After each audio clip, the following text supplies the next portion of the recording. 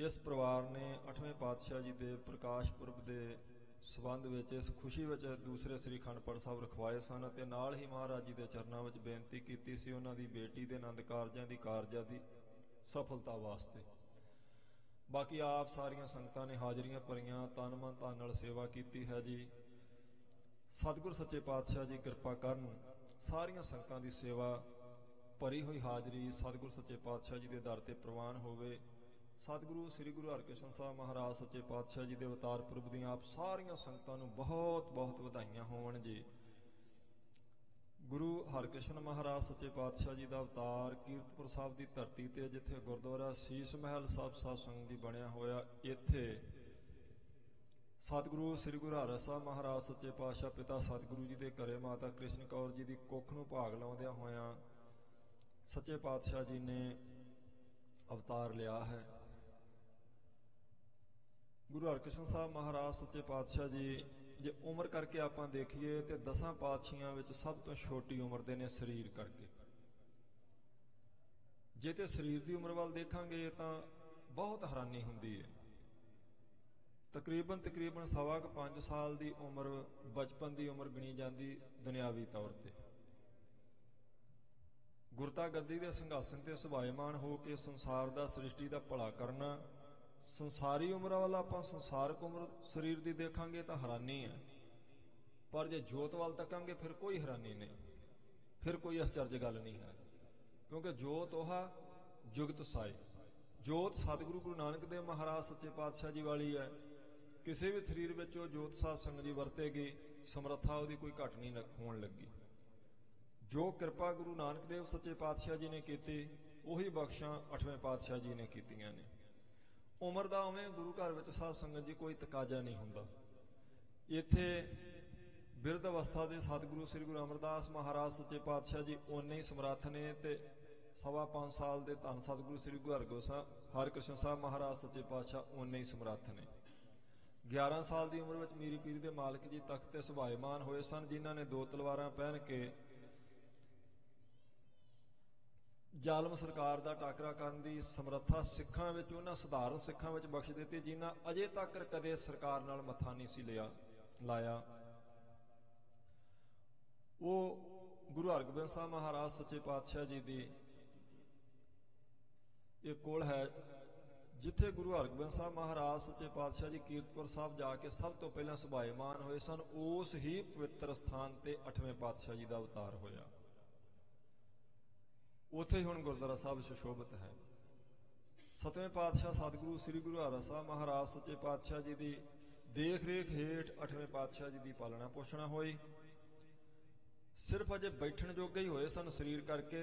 जिथे कीर्तन हुंदा सी उत्थे 8वें पातशाह जी चौंकड़ा मार के अडोल बैठ जाते सन नेत्र बंद करके।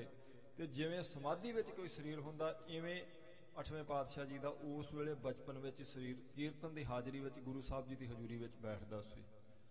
किसी प्रेमी ने एक बार आके 7वें पातशाह जी ने पूछा सी भई आप जी के 2 साहबजादे ने बाबा राम राय और सतगुरु गुरु हरकृष्ण साहब महाराज, आप जी सब तो वध प्रेम किनू करते जी? आप जी वास्ते आप जी तो बाद जिम्मेवार कौन है? तो 7वें पातशाह जी ने आख्या सी भाई गुरमुखा आ एक तू सूई लै जा। सूई तो थोड़ी वड्डी एक गंदूई उन्होंने आप पिंडां च कहने साध संगत जी वो दित्ती सी 7वें पातशाह जी ने। आख्या भाई इस समय ते साडे दोनों साहबजादे पोथियां प्रकाश करके पीढ़े उपर ते बाणी पढ़ते ने, तू कोल जाके बैठ जावीं।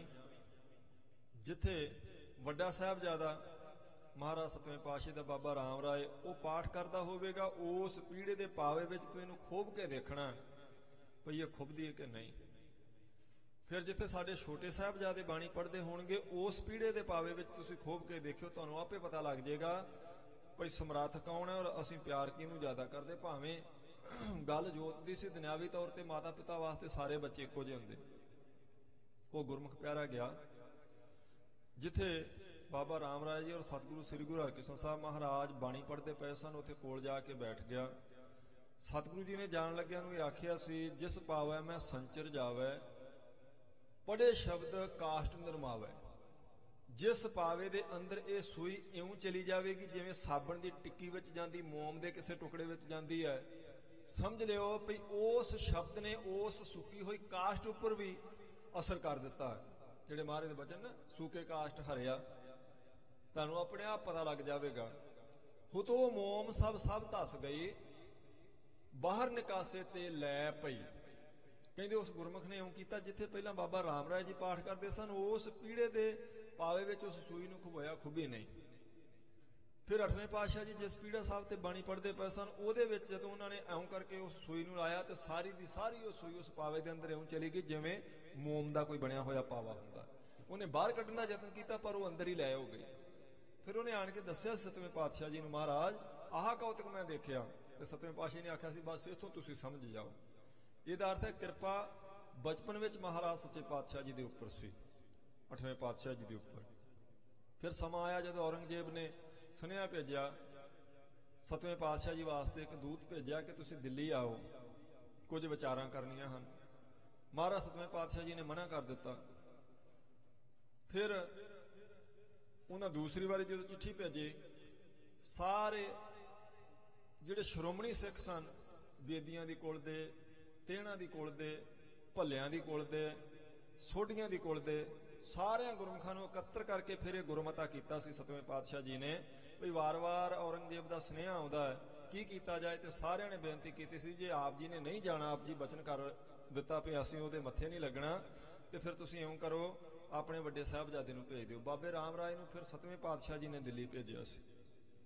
ਭਾਵੇਂ ਜਾਣ ਲੱਗੇ ਆਖਿਆ ਸੀ ਵੀ ਕਿਸੇ ਦੀ ਕਾਨ ਖਨੌਟ ਮਨ 'ਚ ਨਹੀਂ ਰੱਖਣੀ, ਜੋ ਸੱਚ ਹੈ ਉਹ ਕਹਿਣ ਤੋਂ ਡਰਨਾ ਨਹੀਂ। ਤੇਰੀ ਰਸਨਾ ਤੇ ਗੁਰੂ ਨਾਨਕ ਦੇਵ ਸੱਚੇ ਪਾਤਸ਼ਾਹ ਜੀ ਵਾਸ ਕਰਨਗੇ। ਪਰ ਫਿਰ ਵੀ ਬਾਦਸ਼ਾਹ ਦਾ ਪ੍ਰਭਾਵ ਮੰਨ ਕੇ ਬਾਬੇ ਰਾਮ ਰਾਏ ਨੇ ਜਿੱਥੇ ਬਹੁਤ ਸਾਰੀਆਂ ਕਰਾਮਾਤਾਂ ਵਿਖਾਈਆਂ, ਉੱਥੇ ਗੁਰੂ ਕੀ ਬਾਣੀ ਦੀ ਪੰਕਤੀ ਵੀ ਸਾਧ ਸੰਗਤ ਦੀ ਪਲਟਾ ਦਿੱਤੀ ਸੀ, ਮਿੱਟੀ ਮੁਸਲਮਾਨ ਕੀ ਨੂੰ ਮਿੱਟੀ ਬੇਈਮਾਨ ਕੀ ਆਖਿਆ ਸੀ ਵੀ ਨਹੀਂ ਜੀ ਇਦਾਂ ਤੇ ਲਿਖਿਆ ਹੀ ਨਹੀਂ। ਜਿੱਥੋਂ ਫਿਰ 7ਵੇਂ ਪਾਤਸ਼ਾਹ ਜੀ ਨੇ ਇੱਕ ਹੁਕਮਨਾਮਾ ਲਿਖ ਕੇ ਉਹਨੂੰ ਆਖ ਦਿੱਤਾ ਸੀ ਵੀ ਤੂੰ ਸਾਰੀ ਉਮਰ ਸਾਡੇ ਮੱਥੇ ਨਹੀਂ ਲੱਗੇਗਾ, ਅਸੀਂ ਆਪਣੇ ਵੱਲੋਂ ਤੈਨੂੰ ਤਿਆਗ ਦਿੱਤਾ। ਬਹੁਤ ਸਾਰੀਆਂ ਬੇਨਤੀਆਂ ਰਾਮ ਰਾਏ ਨੇ ਭਾਵੇਂ ਭੇਜੀਆਂ ਵੀ ਬਾਅਦ ਵਿੱਚ। ਇੱਕ ਵਾਰ ਤਾਂ ਕੀਰਤਪੁਰ ਦੇ ਬਾਹਰ 12 ਕੋਹ ਤੇ ਆਣ ਕੇ ਬੈਠਾ ਵੀ ਰਿਹਾ, ਮਹਾਰਾਜ ਮੈਨੂੰ ਮਾਫੀ ਦੇ ਦਿਓ, ਮੈਂ ਆਉਣਾ। ਮਹਾਰਾਜ ਨੇ ਆਖਿਆ ਹਾਂ ਹਰ ਚੀਜ਼ ਦੀ ਮਾਫੀ ਮਿਲ ਸਕਦੀ ਸੀ, ਲੇਕਿਨ ਗੁਰੂ ਕੀ ਬਾਣੀ ਉੱਤੇ ਚੁੱਕੀ ਹੋਈ ਉਂਗਲ ਦੀ ਤੈਨੂੰ ਕਦੇ ਮਾਫੀ ਨਹੀਂ ਮਿਲਣੀ। ਮਹਾਰਾਜ ਜੀ ਨੇ ਮਾਫ ਨਹੀਂ ਕੀਤਾ। ਫਿਰ ਜਦੋਂ 7ਵੇਂ ਪਾਤਸ਼ਾਹ ਜੀ ਦਾ ਸੱਚਖੰਡ ਪਿਆਂਦਾ ਕਰਨ ਦਾ ਸਮਾਂ ਆਇਆ, ਉਹਨਾਂ ਨੇ ਆਪਣੀ ਜਗ੍ਹਾ ਤੇ ਧੰਨ ਗੁਰੂ ਹਰਕ੍ਰਿਸ਼ਨ ਸਾਹਿਬ ਮਹਾਰਾਜ ਸੱਚੇ ਪਾਤਸ਼ਾਹ ਜੀ ਨੂੰ ਗੁਰਤਾ ਗੱਦੀ ਤੇ ਸਿੰਘਾਸਨ ਤੇ ਸੁਭਾਇਮਾਨ ਕੀਤਾ ਔਰ ਇਹ ਬਚਨ ਕੀਤੇ ਸਨ ਭਈ ਨਹਿ ਮਲੇਸ਼ ਕੋ ਦਰਸ਼ਨ ਦੇ ਹੈ, ਤੁਸੀਂ ਸੁਨੇਹਾ ਵੀ ਆ ਜਾਵੇ ਔਰੰਗਜ਼ੇਬ ਦੇ ਮੱਥੇ ਨਹੀਂ ਲੱਗਣਾ, ਉਹਨੂੰ ਆਪਣੇ ਦਰਸ਼ਨ ਨਹੀਂ ਬਖਸ਼ਣੇ। ਇਹ ਬਚਨ 8ਵੇਂ ਪਾਤਸ਼ਾਹ ਜੀ ਨੇ 7ਵੇਂ ਸਤਿਗੁਰੂ ਜੀ ਦਾ ਸਾਧ ਸੰਗਤ ਜੀ ਸਰੀਰ ਦੇ ਸਵਾਸਾਂ ਦੇ ਅੰਤ ਤੱਕ ਨਿਭਾਇਆ। 8ਵੇਂ ਪਾਤਸ਼ਾਹ ਜਦੋਂ ਸੁਭਾਇਮਾਨ ਹੋਏ, ਕੁਝ ਲੋਕਾਂ ਦੇ ਮਨ 'ਚ ਇਹ ਵਿਚਾਰ ਆਈ ਭਈ ਇੰਨੀ ਛੋਟੀ ਉਮਰ ਵਿੱਚ ਇਹ ਇੰਨੇ ਸਮਰੱਥ ਕਿਵੇਂ ਹੋ ਸਕਦੇ ਆ। ਮੈਂ ਆਰੰਭ 'ਚ ਬੇਨਤੀ ਕੀਤੀ ਜੇ ਸਰੀਰ ਦੀ ਉਮਰ ਦੇਖੀਏ ਤਾਂ ਵਾਕਿਆ ਹੀ ਹੈਰਾਨੀ ਹੈ, ਪਰ ਜਦੋਂ ਮਹਾਰਾਜ ਅਕਾਲ ਪੁਰਖ ਵਾਹਿਗੁਰੂ ਦੇ ਸਰੂਪ ਦੀ ਭੇਟਤਾ ਤੋਂ ਬਾਅਦ ਆਪਾਂ ਆਤਮ ਗਿਆਨ ਦੇ ਵਿੱਚ ਝਾਤੀ ਮਾਰਾਂਗੇ, ਜਿਹੜਾ ਜੋਤ ਨੂੰ ਹੁੰਦਾ ਸਰੀਰ ਨੂੰ ਨਹੀਂ ਹੁੰਦਾ, ਫਿਰ ਕੋਈ ਹੈਰਾਨੀ ਨਹੀਂ ਹੁੰਦੀ। ਕਿਉਂਕਿ ਮਹਾਰਾਜ 8ਵੇਂ ਪਾਤਸ਼ਾਹ ਜੀ ਤੋਂ ਪਹਿਲਾਂ ਸਤਿਗੁਰੂ ਜੀ ਦੀ ਉਮਰ ਦੇ ਬਰਾਬਰ ਦੇ 2 ਭਗਤ ਹੋ ਚੁੱਕੇ ਨੇ, ਜਿਨ੍ਹਾਂ ਦਾ ਜ਼ਿਕਰ ਸਤਿਗੁਰੂ ਜੀ ਨੇ ਗੁਰੂ ਗ੍ਰੰਥ ਸਾਹਿਬ ਮਹਾਰਾਜ ਜੀ ਕੀਤਾ। ਰਾਮ ਜਪੋ ਜੀ ਐਸੇ ਐਸੇ, ਧਰੂ ਪ੍ਰਹਲਾਦ ਜਪਿਓ ਹਰ ਜੈਸੇ। ਧਰੂ ਦੀ ਉਮਰ ਵੀ 5 ਸਾਲ ਸੀ ਔਰ ਪ੍ਰਹਲਾਦ ਦੀ ਉਮਰ ਵੀ 5 ਸਾਲ ਸੀ, ਔਰ ਉਹਨਾਂ ਦੀ ਗਿਣਤੀ 5 ਸਾਲ ਦੀ ਉਮਰ ਵਿੱਚ ਆਤਮ ਗਿਆਨੀ ਭਗਤਾਂ ਵਿੱਚ ਹੋਈ, ਜਿਨ੍ਹਾਂ ਦਾ ਜ਼ਿਕਰ ਕਰਕੇ ਸੱਚੇ ਪਾਤਸ਼ਾਹ ਜੀ ਨੇ ਆਖਿਆ ਜੇ ਪਰਮੇਸ਼ਰ ਨੂੰ ਜਪਣਾ ਗੁਰਮੁਖੋ ਇਦਾਂ ਜਪੋ ਜਿਨੇ ਪ੍ਰੇਮ ਨਾਲ ਭਗਤ ਪ੍ਰਹਲਾਦ ਤੇ ਧਰੂ ਨੇ ਜਪਿਆ। ਜੇ ਭਗਤ ਧਰੂ 5 ਸਾਲ ਦਾ ਬ੍ਰਹਮ ਗਿਆਨੀ ਹੋ ਸਕਦਾ ਹੈ, ਜਿਸ ਦੀ ਗਿਣਤੀ ਗੁਰੂ ਸਾਹਿਬ ਜੀ ਆਪ ਆਪਣੀ ਰਸਨਾ ਤੋਂ ਭਗਤਾਂ 'ਚ ਕਰਦੇ ਆ, ਜੇ 5 ਸਾਲ ਦਾ ਪ੍ਰਹਲਾਦ ਆਤਮ ਗਿਆਨੀ ਹੋ ਸਕਦਾ ਹੈ ਤੇ 5 ਸਾਲ ਦੇ ਸਤਿਗੁਰੂ ਗੁਰੂ ਹਰਕ੍ਰਿਸ਼ਨ ਸਾਹਿਬ ਮਹਾਰਾਜ ਸੱਚੇ ਪਾਤਸ਼ਾਹ ਕਿਵੇਂ ਸਮਰੱਥ ਨਹੀਂ ਹੋ ਸਕਦੇ? ਬਿਲਕੁਲ ਸਮਰੱਥ ਨੇ, ਕਿਉਂਕਿ ਗੁਰੂ ਘਰ ਵਿੱਚ ਸਾਧ ਸੰਗਤ ਜੀ ਉਮਰ ਦਾ ਕੋਈ ਮਤਲਬ ਨਹੀਂ ਹੈ। ਇੱਥੇ ਵਰਤਣੀ ਜੋਤ। ਜੋਤ ਗੁਰੂ ਨਾਨਕ ਪਾਤਸ਼ਾਹ ਜੀ ਵਾਲੀ 8ਵੇਂ ਪਾਤਸ਼ਾਹ ਜੀ ਦੀ ਵਿੱਚ ਹੈ। ਫਿਰ ਜਦੋਂ 8ਵੇਂ ਪਾਤਸ਼ਾਹ ਸਿੰਘਾਸਨ ਤੇ ਸੁਭਾਇਮਾਨ ਹੋਏ, ਫਿਰ ਔਰੰਗਜ਼ੇਬ ਨੂੰ ਰਾਮ ਰਾਏ ਨੇ ਆਖਿਆ ਭਈ ਦੇਖੋ ਮੈਂ ਤੇਰੇ ਨਾਲ ਮਿੱਤਰਤਾ ਨਿਭਾਉਣ ਕਰਕੇ ਗੁਰੂ ਘਰ ਤੋਂ ਮੈਨੂੰ ਬੇਮੁਖ ਕਰ ਦਿੱਤਾ ਗਿਆ, ਗੁਰੂ ਘਰ ਤੋਂ ਮੈਨੂੰ ਛੇਕ ਦਿੱਤਾ ਗਿਆ। ਤੂੰ ਸਿਰਫ ਕਰਾਮਾਤਾਂ ਦੇਖਣ ਦਾ ਚਾਹਵਾਨ ਸੀ ਨਾ, ਮੇਰੇ ਨਾਲੋਂ ਕਿਤੇ ਵੱਧ ਕਰਾਮਾਤਾਂ ਮੇਰੇ ਛੋਟੇ ਭਰਾਤਾ ਵਿੱਚ ਨੇ ਜਿਹੜੇ ਗੁਰਤਾ ਗੱਦੀ ਦੇ ਸਿੰਘਾਸਨ ਤੇ ਸੁਭਾਇਮਾਨ ਹੋਏ, ਤੇ ਮੈਂ ਚਾਹੁੰਦਾ ਉਹਨਾਂ ਨੂੰ ਦਿੱਲੀ ਬੁਲਾਇਆ ਜਾਏ। ਮੈਂ ਤਾਂ ਮਹਾਰਾਜ ਜੀ ਦਾ ਸਧਾਰਨ ਸਾਹਿਬਜ਼ਾਦਾ, ਉਹ ਗੁਰਤਾ ਗੱਦੀ ਦੇ ਸਿੰਘਾਸਨ ਤੇ ਨੇ, ਇਸ ਕਰਕੇ ਉਹਨਾਂ ਨੂੰ ਦਿੱਲੀ ਬੁਲਾ ਕੇ ਤੁਹਾਨੂੰ ਕੁਝ ਦੇਖਣਾ ਚਾਹੀਦਾ। मन में ਉਹਦੇ ਖੋੜ ਸੀ ਰਾਮ ਰਾਏ ਦੇ ਭਈ ਜੇ ਆ ਕੇ ਕਰਾਮਾਤਾਂ ਵਿਖਾਉਣਗੇ ਫਿਰ ਮੈਂ ਆਖਾਂਗਾ ਮੇਰੇ 'ਚ ਤੇ ਇਹਨਾਂ 'ਚ ਕੀ ਫਰਕ ਰਹਿ ਗਿਆ, ਫਿਰ ਮੇਰੇ ਨਾਲ ਸੰਗਤ ਨਾਰਾਜ਼ ਕਿਉਂ ਹੈ। ਜੇ ਨਹੀਂ ਆਉਣਗੇ ਤੇ ਫਿਰ ਔਰੰਗਜ਼ੇਬ ਇਹਨਾਂ ਨੂੰ ਕੀਰਤਪੁਰ 'ਚ ਟਿਕਣ ਨਹੀਂ ਦੇਵੇਗਾ।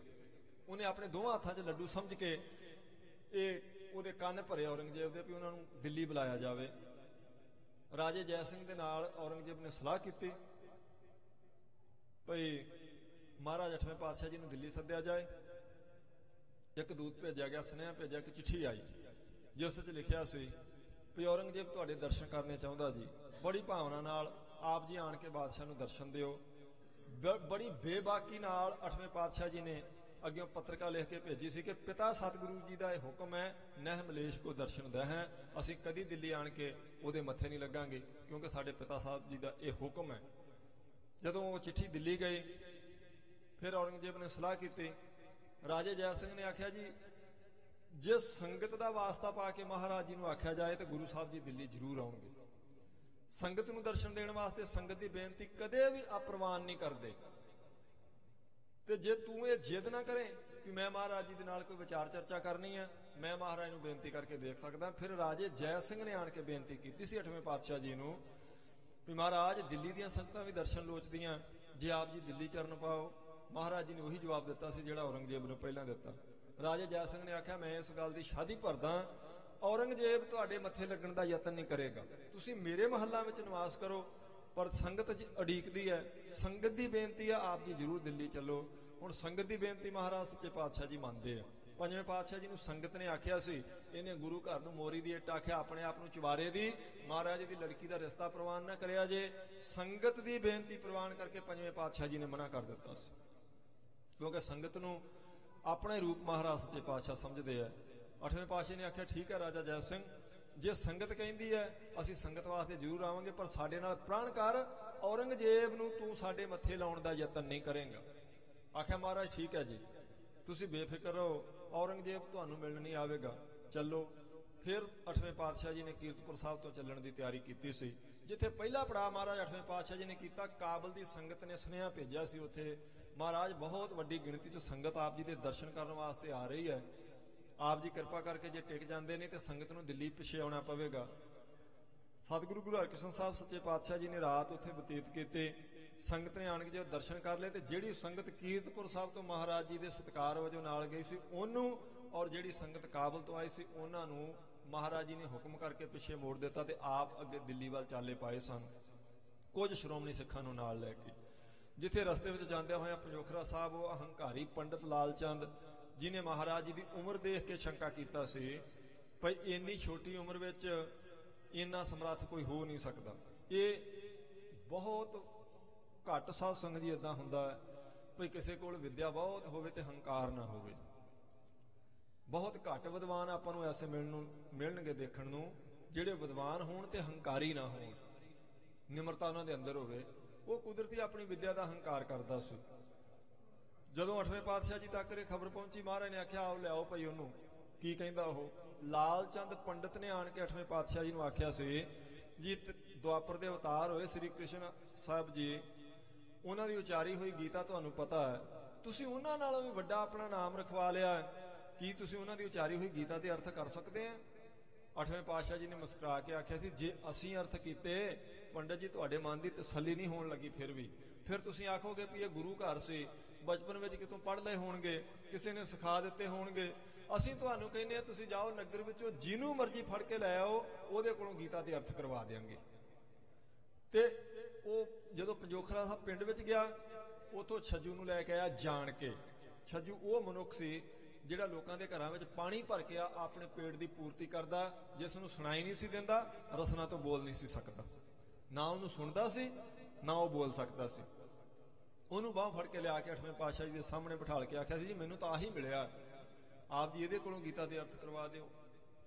ਤੇ ਮਹਾਰਾਜ ਗੁਰੂ ਹਰਕ੍ਰਿਸ਼ਨ ਸਾਹਿਬ ਸੱਚੇ ਪਾਤਸ਼ਾਹ ਜੀ ਨੇ ਮਿਹਰ ਦੀ ਨਜ਼ਰ ਨਾਲ ਸੱਜੂ ਨੂੰ ਤੱਕਿਆ, ਹਜੂਰੀ ਸਿੱਖਾਂ ਨੂੰ ਆਖਿਆ ਜਾਓ ਇਹਦਾ ਇਸ਼ਨਾਨ ਕਰਵਾ ਕੇ ਲਿਆਓ। ਜਿੱਥੇ ਹੁਣ ਸਰੋਵਰ ਬਣਿਆ ਨਾ ਜੀ ਪੰਜੋਖਰਾ ਸਾਹਿਬ, ਇੱਥੇ ਪਹਿਲਾਂ 8ਵੇਂ ਪਾਤਸ਼ਾਹ ਜੀ ਨੇ ਇਸ਼ਨਾਨ ਕੀਤਾ ਸੀ, ਉਸ ਜਗ੍ਹਾ ਤੇ ਇਸ ਛੱਜੂ ਦਾ ਇਸ਼ਨਾਨ ਕਰਵਾ ਕੇ ਲਿਆਂਦਾ ਸੀ, ਜਿਸ ਸਰੋਵਰ ਦੀ ਸੇਵਾ ਬਾਅਦ ਵਿੱਚ ਸੰਤ ਬਾਬਾ ਗੁਰਬਚਨ ਸਿੰਘ ਜੀ ਖਾਲਸਾ ਪਿੰਡਰਾਂ ਵਾਲਿਆਂ ਨੇ ਕਰਵਾਈ ਹੈ। ਉਸ ਸਰੋਵਰ ਦੇ ਜਿਹੜੇ ਕਿਨਾਰੇ ਪੱਕੇ ਕਰਾਏ ये महापुरुष संत बाबा गुरबचन सिंह जी ने करवाए। सतगुਰਾਂ ने आख्या जिथे असीं इशनान किया उत्थे इहदा गुरमुख दा इशनान करवा के लैके आओ, इहनूं बस्तर पवा के। जदों इशनान करवा के सामने लिया के बिठाया तो सतगुरु जी ने आख्या छज्जू ये लाल चंद तेरे तो गीता दे अर्थ सुनने चाहुंदा, करेगा? एक प्यासी नज़र नाल छज्जू ने 8वें पातशाह जी वाल देखिया सी। महाराज जी के हत्थ विच साध संगत जी फुलां दी ओह छड़ी सी, वो छज्जू के सिर ते रख के जदों किरपा दृष्टि नाल देखिया तो फिर छज्जू ने बोल के आख्या सी, हाँ जी पुछो पंडित जी की पुछना चाहुंदे जे। पहली बार वो अपनी रसना तो कुछ बोलिया सी, जिन्हों सुन के लाल चंद नूं बैठे नूं पसीना आ गया सी। फिर उस छज्जू तो महाराज सच्चे पातशाह जी ने गीता के अर्थ करवाए। लाल चंद ने फिर जनेऊ उतार के 8वें पातशाह जी के चरणों च रख दिता सी, महाराज अज तो बाद मैं तुहाडा सिख हाँ, मेरी भुल माफ कर दो। गुरु साहब ने आख्या सी नहीं तेनों सानू मत्था टेकण की लोड़ नहीं, लाल चंद तू इनू छज्जू झीवड़ नूं मत्था टेक दे, बख्शिया जाएगा। क्योंकि गुरु की परख करने की कोशिश की सी। महाराज सच्चे पातशाह किसी के सिर पर मेहर भरे हथ रख देण, साध संगत जी सारे तरह की विद्या वो अंदरों फुर आउंदी है। क्योंकि सारी तरह की विद्या के दाते अकाल पुरख वाहिगुरु आप ने, जिस दे हिरदे विच परमेश्वर आप प्रगट हो जाएगा, उन्होंने कितों विद्या पढ़ने की जरूरत नहीं पैंदी, उन्होंने कितों विद्या पढ़ के सुनाउण की जरूरत नहीं पैंदी। भगत रविदास साहब जी नूं कोई विद्यालय च नहीं सी वड़न दिंदा, ये उस समय की हकीकत है। शूद्र नूं कोई अपने खूह तो उच्ची जात वाला पानी नहीं सी लैण दिंदा। तवारीख कहती कुत्ता भावें अमीरां दे खूह तो पानी पी जावे, शूद्र की इन्नी हिम्मत नहीं सी कि जिथों वड्डी जात दे उच्ची जात दे लोग पानी भरते हैं उत्थों लैके अपनी प्यास बुझा सके, विद्यालय में तो कोई जान ही नहीं सी दिंदा। पर जदों हुण भगत रविदास साहब जी के आपां शब्द पढ़ते 40 शब्द ने गुरु ग्रंथ साहब महाराज जी विच भगत रविदास साहब जी दे, हैरान हो जाइदा उन्हां दे शब्दां दा जदों पाठ करीदा। कित्थों पढ़ी उन्होंने विद्या? उन्होंने अंदरों विद्या निकली है, किसी विद्यालय में नहीं सी बैठन दिता भगत रविदास साहब जी नूं। गुरु रामदास महाराज सच्चे पातशाह जी 7 साल की उम्र में अनाथ सन। 7 साल की उम्र में उन्होंने घुंगणियां वेच के गुजारा करना पैंदा सी। कोई भी अज तक तवारीख का पन्ना यह नहीं दस सकिया भी गुरु रामदास सच्चे पातशाह जी ने कितों राग विद्या प्राप्त की होवे, कितों राग विद्या नहीं लई। पर गुरु रामदास महाराज जी के 30 रागां विच शब्द ने। गुरु नानक देव सच्चे पातशाह जी की 19 रागां च बाणी है। तीसरे पातशाह जी ने 17 राग गाए ने। 11 राग गुरु नानक पातशाह जी नालों भी वध गुरु रामदास सच्चे पातशाह जी ने गाए ने। वो कित्थों सीखे? राग विद्या कितों प्राप्त नहीं की गुरु रामदास साहब जी ने। जदों तीसरे पातशाह जी ने उन्होंने सिर ते हथ रखा, विद्या उन्होंने अंदरों निकली गुरमुखो। जो गुरु साहब किसी ते मेहर करते हैं तो फिर विद्या अंदरों फुरदी है। किसी ने एक बार पूछा सी, मैनूं गल याद आ गई, इउं कथा विच कुछ दसवीं दी बाणी दे विचार चले सन ते बाद विच कुछ 2-4 10 गुरमुख इकट्ठे होए। वो कहंदे ज्ञानी जी थोड़ी को विचार करनी है दसम दी बाबत। उन्होंने पूछा दसो जी की कहना चाहुंदे जे? नास्तिक नहीं सी, विरोधी नहीं सी दसम दे हो, पर फिर भी कुछ मन च शंका लई बैठे सी। जदों उन्हां नाल बैठे तो कहंदे जी उवें सानूं कोई शंका नहीं है, बाणी है महाराज दी 10वें पातशाह जी दी। पर थोड़ा जिहा ये मन च विचार आया सी, किसी का लिखिया होया पढ़िया सी भाई जदों 1699 नूं कलगीधर पातशाह जी ने अमृत छकाया 5 प्यारिਆਂ नूं, अपने आत्मिक बल नाल उन्हां नूं सुरजीत कर दिता। उदों बाद जिहड़ा कहंदे 20,000 ने अमृत छकिया वो बाटे वो उन्हां 5 प्यारिਆਂ ने तैयार कीते सी। इदां लिखिया मिलदा आपां नूं इतिहास विच। ते वो जे 5 प्यारिਆਂ ने बाटा तैयार कीता सी ते 5 प्यारिਆਂ ने वो 5 बाणियां किदां पढ़ दित्तियां सन। उन्हां दिनां च अजे गुटके साहब भी तैयार नहीं सी होए ते जाप साहब उचारे नूं भी महाराज 10वें पातशाह जी ने बहुती देर नहीं सी होई। वो कोई हसनपुरे तो आया सी, कोई लाहौर तो आया सी, कोई जगन्नाथपुरी तो आया सी। उन्हां कित्थों जाप साहब कंठ कर लिया होवेगा? जे बाटा उन्होंने तैयार किया फिर बाणियां तो 5 पढ़ियां। उवें उन्होंने बेनती की सी भी गुरमुखो 3 साल हो गए सी कलगीधर पातशाह जी नूं जाप साहब उचारे नूं उदों, ते 3 सालां विच गुरु के सिखां ने बहुत बाणी कंठ कर लई सी। पर ये तो इतिहास की गल। मैं उन्होंने आख्या मैं अपने मनों जो मैनूं इस वेले मेरा मन करदा ना, मैं वो तुहानूं कहना भी जदों कलगीधर पातशाह जी ने 5 सिखां दे सिर धड़ नालों वखरे करके उन्हां नूं सरजीत करके उन्हां दे मुख विच अपने कर कमरां नाल वो पानी नूं बाणी दे समेल करके अमृत बना के उन्हां दे मूँह च पा के आख्या ना बोल वाहिगुरू जी का खालसा ਵਾਹਿਗੁਰੂ ਜੀ ਕੀ ਫਤਿਹ। ਜਦੋਂ ਪੰਜਾਂ ਨੂੰ ਤਿਆਰ ਬਰ ਤਿਆਰ ਕਰ ਦਿੱਤਾ, ਉਹਨਾਂ ਨੂੰ ਬਾਣਾ ਪਾ ਕੇ ਤੇ ਇਕੱਲੇ ਨੂੰ ਛਾਤੀ ਨਾਲ ਲਾ ਕੇ ਮਹਾਰਾਜ ਨੇ ਆਖਿਆ ਨਾ, ਇਹ ਆ 80,000 ਦੇ ਇਕੱਠ ਵਿੱਚੋਂ ਆ 5 ਮੇਰੇ ਪਿਆਰੇ ਆ। ਮੈਂ ਕਿਹਾ ਉਹਨਾਂ ਨੂੰ ਗੁਰਮੁਖੋ ਜਾਪ ਸਾਹਿਬ ਗੁਟਕਾ ਸਾਹਿਬ ਤੋਂ ਪੜ੍ਹਨ ਦੀ ਜ਼ਰੂਰਤ ਨਹੀਂ ਸੀ, ਉਹਨਾਂ ਦੇ ਅੰਦਰੋਂ ਜਾਪ ਸਾਹਿਬ ਇਦਾਂ ਹੀ ਨਿਕਲਣਾ ਸੀ ਜਿਵੇਂ 10ਵੇਂ ਪਾਤਸ਼ਾਹ ਜੀ ਦੇ ਅੰਦਰੋਂ ਨਿਕਲਿਆ। ਜਿਵੇਂ 10ਵੇਂ ਪਾਤਸ਼ਾਹ ਜੀ ਨੇ ਅੰਦਰੋਂ ਆਪਣੀ ਬਾਣੀ ਉਚਾਰੀ, ਇਵੇਂ ਉਹਨਾਂ ਪੰਜਾਂ ਦੇ ਅੰਦਰੋਂ ਬਾਣੀ ਨਿਕਲੇਗੀ, ਕਿਉਂਕਿ ਜਿਨ੍ਹਾਂ ਨੂੰ ਛਾਤੀ ਨਾਲ ਘੁੱਟ ਕੇ ਲਾ ਕੇ ਮਹਾਰਾਜ ਕਹਿੰਦੇ ਤੂੰ ਮੇਰਾ ਪਿਆਰਾ, ਉਹਦੇ ਅੰਦਰੋਂ ਹੀ ਵਿਦਿਆ ਫੁਰਨੀ ਸਾਰੀ। ਉਹਨੂੰ ਵਿਦਿਆ ਕਿਤੋਂ ਪੜ੍ਹਨ ਜਾਣ ਦੀ ਜ਼ਰੂਰਤ ਨਹੀਂ ਫਿਰ ਪੈਂਦੀ। ਇਸ ਕਰਕੇ ਆਖਿਆ ਲਾਲ ਚੰਦ, ਇਸ ਵਿਦਿਆ ਦਾ ਹੰਕਾਰ ਨਾ ਕਰ। ਆਹ ਦੇਖ ਤੇਰੇ ਸਾਹਮਣੇ ਤੂੰ ਉਹ ਮਨੁੱਖ ਲੈ ਕੇ ਆਇਆ ਜਿਹੜਾ ਬੋਲ ਨਹੀਂ ਸੀ ਸਕਦਾ, ਜਿਹੜਾ ਸੁਣ ਨਹੀਂ ਸੀ ਸਕਦਾ। ਤੂੰ ਮੱਥਾ ਇਹਨੂੰ ਟੇਕੇਂਗਾ, ਤੇਰੀ ਗਲਤੀ ਦੀ ਮਾਫੀ ਤੈਨੂੰ ਮਿਲ ਸਕਦੀ ਹੈ। ਕਿਉਂਕਿ ਮਹਾਰਾਜ ਮਿਹਰ ਕੀਤੀ ਤੇ ਉਸ ਛੱਜੂ ਨੂੰ ਸਾਧ ਸੰਗਤ ਜੀ ਵਿਦਵਾਨ ਬਣਾ ਦਿੱਤਾ। ਸੱਚੇ ਪਾਤਸ਼ਾਹ ਜੀ ਨੇ ਪੰਜੋਖਰਾ ਸਾਹਿਬ ਦੀ ਧਰਤੀ ਨੂੰ ਭਾਗ ਲਾ ਕੇ ਫਿਰ ਦਿੱਲੀ ਜਾਣਾ ਕੀਤਾ ਸੀ। ਜੋ ਦਿੱਲੀ ਜਾ ਕੇ ਮਹਾਰਾਜ ਨੇ ਕੌਤਕ ਕੀਤੇ, ਉਹਨਾਂ ਦੀ ਵਿਚਾਰ ਸਾਧ ਸੰਗਤ ਜੀ ਆਪਾਂ ਸ਼ਾਮ ਦੇ ਦੀਵਾਨਾਂ ਵਿੱਚ ਕਰਾਂਗੇ। ਸਤਿਗੁਰ ਸੱਚੇ ਪਾਤਸ਼ਾਹ ਧੰਨ ਗੁਰੂ ਹਰਕ੍ਰਿਸ਼ਨ ਸਾਹਿਬ ਜੀ ਦਾ ਅੱਜ ਪ੍ਰਕਾਸ਼ ਪੁਰਬ ਹੈ। ਬਹੁਤ ਬਹੁਤ ਵਧਾਈਆਂ ਆਪ ਸਾਰੀਆਂ ਸੰਗਤਾਂ ਨੂੰ ਮਹਾਰਾਜ ਜੀ ਦੇ ਅਵਤਾਰ ਪੁਰਬ ਦੀਆਂ ਹੋਣ। 10ਵੇਂ ਪਾਤਸ਼ਾਹ ਜੀ ਨੇ ਬਚਨ ਕੀਤੇ ਨੇ, ਸ੍ਰੀ ਹਰਿਕ੍ਰਿਸ਼ਨ ਧਿਆਈ ਹੈ ਜਿਸ ਡਿਠੇ ਸਭ ਦੁੱਖ ਜਾਏ। ਇਹਦੇ ਵਿੱਚ ਇੱਕ ਨੁਕਤਾ, ਗੁਰਮੁਖਾਂ ਨੇ ਹੁਣੇ ਆਪ ਜੀ ਨੂੰ ਕੀਰਤਨ ਸੁਣਾਇਆ, ਮਹਾਰਾਜ 10ਵੇਂ ਪਾਤਸ਼ਾਹ ਜੀ ਦੀ ਉਚਾਰਨ ਕੀਤੀ ਅਰਦਾਸ ਦੀ ਪਹਿਲੀ ਪੌੜੀ ਦਾ। ਇਹ ਮੰਗਲ ਵੀ ਕੀਤਾ ਸੀ ਭਾਈ ਸਰਜੀਤ ਸਿੰਘ ਜੀ ਨੇ ਹੁਕਮਨਾਮਾ ਲੈਣ ਵੇਲੇ। ਸ੍ਰੀ ਹਰਿਕ੍ਰਿਸ਼ਨ ਧਿਆਈ ਹੈ ਜਿਸ ਡਿਠੇ ਸਭ ਦੁੱਖ ਜਾਏ। ਸਭ ਦੁੱਖ ਆਖਿਆ, 2 4 10 ਵੀ ਦੁੱਖ ਨਹੀਂ ਆਖੇ ਮਹਾਰਾਜ ਨੇ, ਸਭ ਦੁੱਖ ਜਾਏ। ਹੁਣ ਉਹ ਸਭ ਦੁੱਖ ਕਿਹੜੇ ਨੇ ਗੁਰਮਤ ਅਨੁਸਾਰ, ਇਹਨਾਂ ਦੀ ਵਿਚਾਰ ਸਾਧ ਸੰਗਤ ਜੀ ਆਪਾਂ ਸ਼ਾਮ ਦੇ ਦੀਵਾਨਾਂ ਵਿੱਚ ਕਰਾਂਗੇ। ਸਤਿਗੁਰੂ ਜੀ ਰਹਿਮਤ ਕਰਨ, ਆਪ ਸਾਰੀਆਂ ਸੰਗਤਾਂ ਨੇ ਗੁਰੂ ਘਰ ਦੀ ਹਾਜ਼ਰੀ ਭਰੀ, ਮਹਾਰਾਜ ਸੱਚੇ ਪਾਤਸ਼ਾਹ ਜੀ ਦਾ ਅਵਤਾਰ ਪੁਰਬ ਮਨਾਇਆ। ਯਤਨ ਕਰਨਾ ਚਾਹੀਦਾ ਆਪਾਂ ਨੂੰ 10 ਪਾਤਸ਼ਾਹਾਂ ਦੇ ਅਵਤਾਰ ਪੁਰਬ ਇਸੇ ਤਰ੍ਹਾਂ ਭਾਵਨਾ ਨਾਲ ਮਨਾਇਆ ਕਰੀਏ, ਕਿਉਂਕਿ ਭਾਈ ਗੁਰਦਾਸ ਸਾਹਿਬ ਜੀ ਦੇ ਬਚਨ ਨੇ, ਕੁਰਬਾਨੀ ਤਿੰਨਾਂ ਗੁਰਸਿੱਖਾਂ ਭਾਉ ਭਗਤ ਗੁਰਪੁਰਬ ਕਰਨ ਦੇ। ਮੈਂ ਉਹਨਾਂ ਗੁਰੂ ਕੇ ਸਿੱਖਾਂ ਤੋਂ ਕੁਰਬਾਨ ਜਾਣਾ ਜਿਹੜੇ ਭਾਵਨਾ ਨਾਲ ਗੁਰੂ ਸਾਹਿਬ ਜੀ ਦੇ ਦਿਹਾੜੇ ਮਨਾਉਂਦੇ ਨੇ। ਆਪ ਸਾਰਿਆਂ ਨੇ ਭਾਵਨਾ ਨਾਲ ਇਹ ਪਵਿੱਤਰ ਦਿਹਾੜਾ ਮਨਾਇਆ, ਇਸ ਕਰਕੇ ਆਪ ਜੀ ਗੁਰੂ ਸਾਹਿਬ ਜੀ ਦੀ ਕਿਰਪਾ ਦੇ ਪਾਤਰ ਬਣੇ ਹੋ। ਮਹਾਰਾਜ ਜੀ ਰਹਿਮਤ ਕਰਨ, ਤੁਹਾਡੀ ਮੇਰੀ ਸਭ ਦੀ ਹਾਜ਼ਰੀ ਗੁਰੂ ਸਾਹਿਬ ਜੀ ਦੇ ਦਰ ਤੇ ਪ੍ਰਵਾਨ ਹੋਵੇ ਜੀ। ਭੁੱਲਾਂ ਚੁੱਕਾਂ ਦੀ ਖਿਮਾ। ਅਗਲਾ ਪ੍ਰੋਗਰਾਮ ਗੁਰਮੁਖਾਂ ਤੋਂ ਸਰਵਣ ਕਰਾਓ। ਪ੍ਰੇਮ ਨਾਲ ਫਤਿਹ ਦਾ ਜਵਾਬ ਦਿਓ, ਬੁਲਾਓ ਜੀ। ਵਾਹਿਗੁਰੂ ਜੀ ਕਾ ਖਾਲਸਾ, ਵਾਹਿਗੁਰੂ ਜੀ ਕੀ ਫਤਿਹ। ਵਾਹਿਗੁਰੂ।